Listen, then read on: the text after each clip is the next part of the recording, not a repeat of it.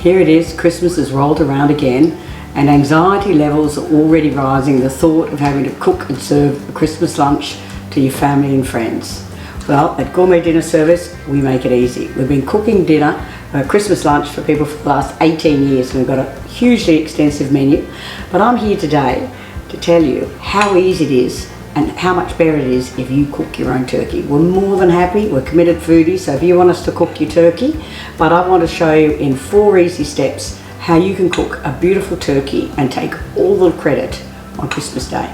This is the turkey, how we present it to you, and it's delivered. So you keep it in the fridge until you're ready to use. I've taken it out of the bag, but as you can see, it comes already marinated, so there's nothing to do.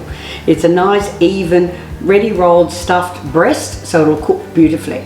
So the first step is to take it out of the bag, put it into your baking pan, and let it come to room temperature for about 90 minutes.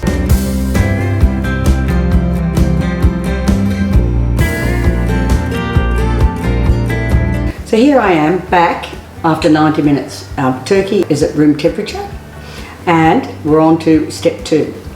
And step 2 involves 2 glasses of wine, something that I have prepared earlier. So what you do is to stop the turkey drying out, you pour over a glass of wine. Now if you don't want to add wine, you can add stock or water. And the other glass of wine is for you. Cheers. It's now ready to go in the oven, and we're going to place it into a preheated 180 degree oven on the middle shelf, so slightly higher here, and in the oven it goes. And you need to set your timer for 90 minutes. There's no need to baste or do anything during that time. It will self-baste with the marinade and all of the steam from the wine cooking around it. Very easy. So set your timer, and in that lovely 90 minutes, maybe you can enjoy one of our antipasto platters.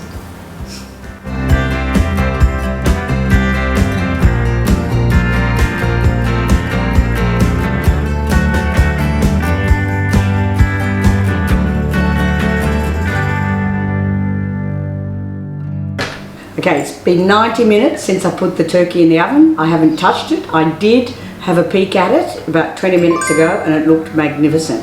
So the timer has now gone off. So I'm about to unveil the turkey that you have cooked. And here is our beautiful cooked turkey. The 4th and last step is to take it out of the oven and allow it to rest. One thing I might do though before I serve it is just some of the pan juices that are in the bottom of the pan. I'll just pour these over the turkey a couple of times, and that'll just soak into the breast there. And then what I'm going to do is allow it to rest for about 15 or 20 minutes. I just cover it with a tea towel or some foil. Probably foil is the easiest because then you can just pop it in the bin. Okay, now that you've rested your turkey, it's just a matter of cutting off the netting. It's your choice whether you're going to serve it hot or at room temperature. If you're serving it hot, off it goes to the table. You're probably going to put a gravy over it, which you can make from here, or you can use the Gourmet Dinner Service Christmas gravy, which is even easier.